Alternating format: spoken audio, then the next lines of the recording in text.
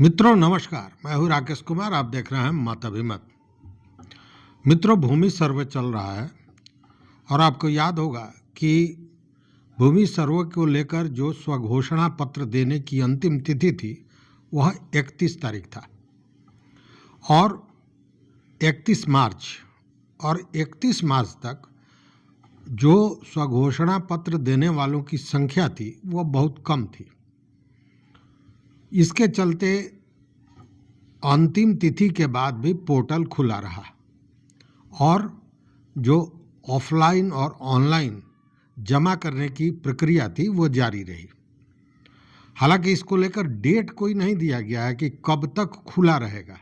ऐसे कई जगह आपने समाचारों में देखा होगा कि 15 अप्रैल तक, लेकिन सच पूछिए तो विभागीय तौर पर इस तरह की कोई बात नहीं की गई है। यह 15 अप्रैल ऐसे ही चल रहा है। कई जगह मंत्री महोदय ने भी इंटरव्यू पर यह कहा कि जल्द से जल्द दे दें, यह अभी पोर्टल खुला हुआ है, लेकिन अंतिम तिथि की बात नहीं हुई। मतलब कि यह कब बंद हो जाएगा यह कहना मुश्किल है। लेकिन इन सारी कवायदों के बाद भी आज 10 तारीख है, मतलब कि अंतिम तिथि के बाद 10 दिन बीत गया और अगर 15 की माने तो मात्र अब हाथ में 5 दिन बाकी है। बावजूद इसके जो हमने देखा उससे यही लगा कि अभी भी ये स्वघोषणा पत्र देने की जो गति है वो बहुत कम है। मतलब कि अगर कुछ जिलों में तो स्थिति ऐसी है कि 50% भी लोगों ने अभी अपना स्वघोषणा पत्र नहीं दिया है।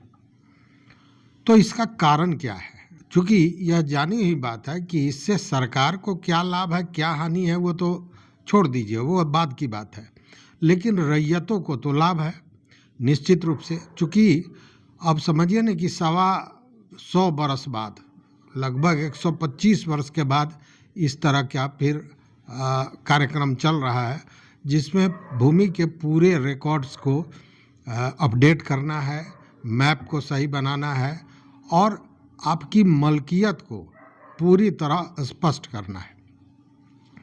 अब इसको लेकर, कागजों को लेकर जो परेशानी है वो तो है ही, जानी हुई बात है, लेकिन सबसे बड़ी बात क्या है कि अगर रैयतों में यह उत्साह नहीं है कि किसी भी तरह दे दें तो इसके पीछे कारण क्या है? या यूँ कहें कि स्वघोषणा पत्र देने की जो गति है, देने वालों की जो संख्या है वह कम क्यों है? इसके कारणों को ढूंढें तो कई कारण सामने आते हैं। इन कारणों को भी समझने की ज़रूरत है। ज़रूरत इसलिए है कि इसका निदान हम कैसे निकालें, इस पर ध्यान देना आवश्यक होगा।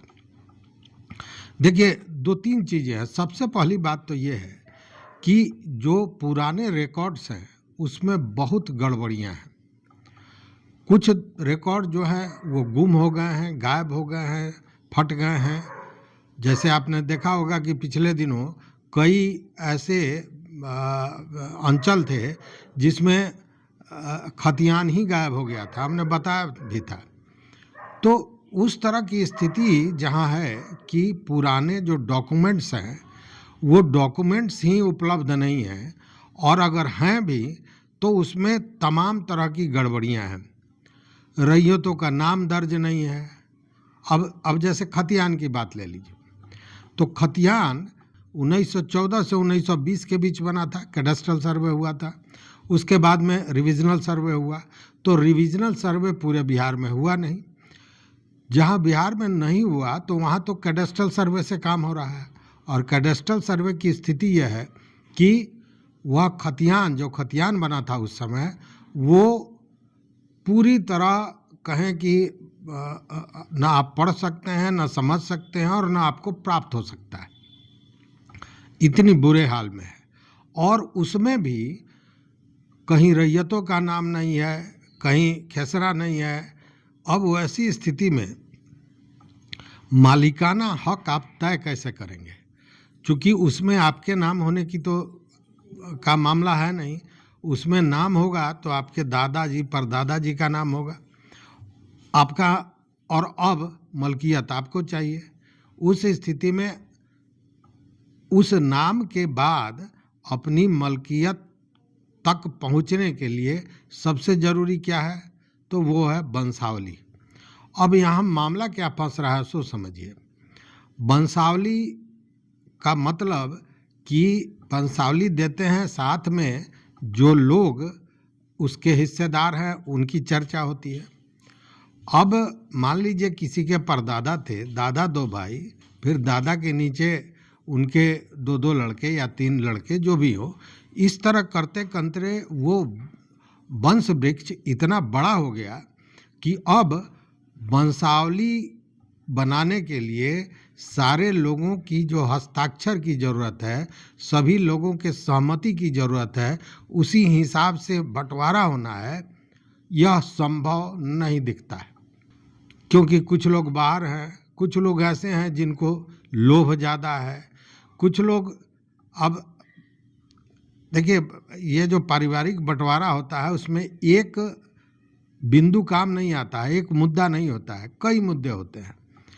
अब मान लीजिए कि वंश वृक्ष में बढ़ते बढ़ते नीचे 17 भाई हैं और 17 भाई को लोग कहे कि बराबर बराबर दे दिया जाए, तो नहीं मानेगा लोग, इसलिए कि ये कहेगा कि भाई ये तो परबाबा के नाम से था, और बाबा 2 भाई थे, और 2 भाई में एक भाई को एक ही बच्चा था और एक भाई को 4 बच्चे थे, और वहाँ से बढ़ते हुए हम यहाँ आए हैं, तो हमको 5 हिस्सा लगाइए, उसमें से 1 हिस्सा हमको मिलना चाहिए, बाकी का उन लोगों में बांटिए। ये होता है अमूमन, और बंटवारा भी ऐसे हुआ करता था पूर्व में। अब इस स्थिति में क्या होगा? तो न वंशावली बनेगा और न हिस्सेदारी तय होगी। तो एक ये बहुत बड़ा कारण है, पुराने दस्तावेज के कारण इस तरह की स्थितियां बनी हुई हैं। अब दूसरी बात अगर देखें तो जो आवश्यक दस्तावेज है वो ग्रामीणों को मिल नहीं रहा है, इसलिए कि उनके पास जब खतियान नहीं है, या रसीद नहीं है, या रजिस्ट्री का पेपर नहीं है, या कहाँ से वो प्राप्त हुआ है उसकी जानकारी नहीं है, उस स्थिति में मालिकाना हक वो तय करें तो कैसे करें? मतलब मालिकाना हक के लिए जो कागजात प्रस्तुत करना है वो कैसे करेंगे? उस स्थिति में वो भर नहीं रहे हैं स्वघोषणा पत्र, इंतज़ार कर रहे हैं, कोशिश कर रहे हैं कि कागजात मिल जाए, लेकिन मिल नहीं रहा है। तीसरी बात अगर देखें तो सीमांकन को लेकर भी एक बहुत बड़ा झंझट है। जहाँ पे सर्वे हो गया और जहाँ ज़मीन पर सर्वे टीम पहुँच रही है, तो वहाँ पता चलता है कि एक ही भूखंड पर 2-2, 3-3 दावेदार पहुँचे हुए हैं, और फिर वहाँ झगड़ा शुरू हो जा रहा है। उसके पीछे जो कारण है वो भी वही है, खतियान में जो नाम था, या यूँ कहें कि खतियान के बाद जमाबंदी भी बनी अगर, तो बहुत पुरानी जमाबंदी है, उसके बाद खरीद बिक्री हुई। अब मान लीजिए कि 2 लोगों के हाथ में वो चला गया, और जमाबंदी है अभी सबसे पुराना, तो और 2 लोग उसको खरीद चुके हैं, अब सारे लोग उस पर दावेदार हो गए हैं।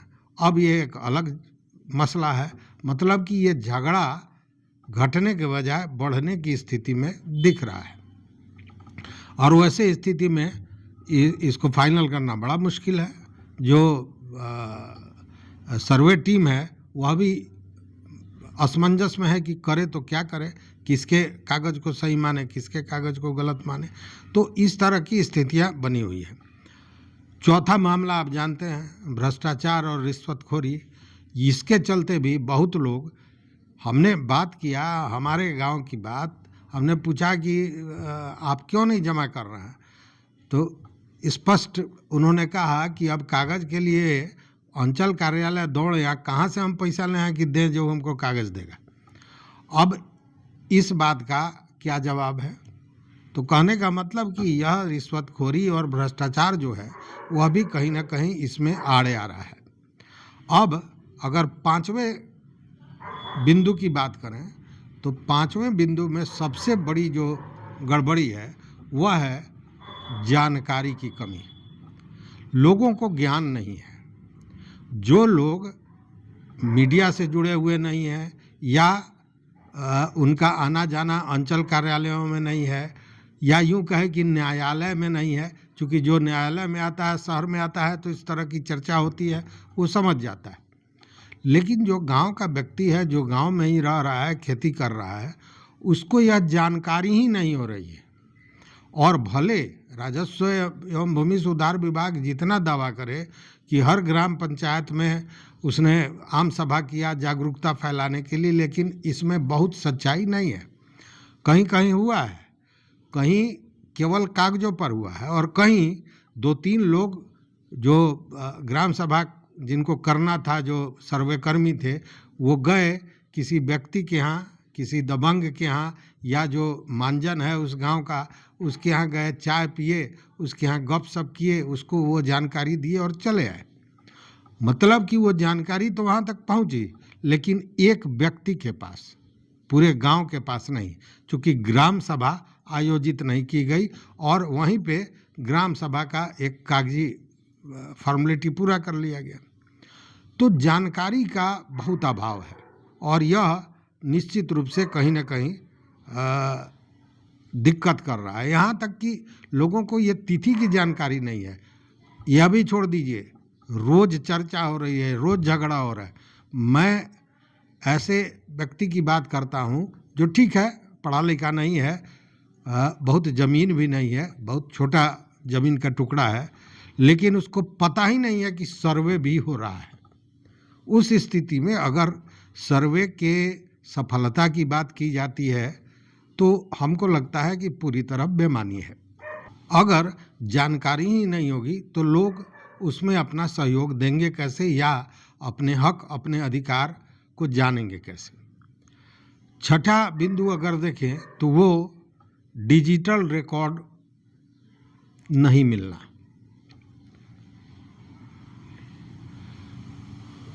डिजिटल रिकॉर्ड की समझ नहीं है लोगों को।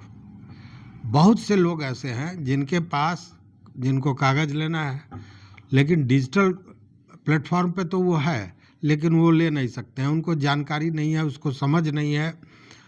जो व्यक्ति एंड्रॉयड फ़ोन नहीं चला रहा है, हालांकि अब इस पर कई लोगों ने तर्क दिया कि अरे वो तो रिक्शा वाला और मजदूर भी एंड्रॉयड फ़ोन चलाता है, निश्चित रूप से चलाता है, लेकिन वो भोजपुरी गाने सुनता है, वो बिहार भूमि का पोर्टल खोलकर नहीं देख सकता है, उसको उसकी समझ नहीं है।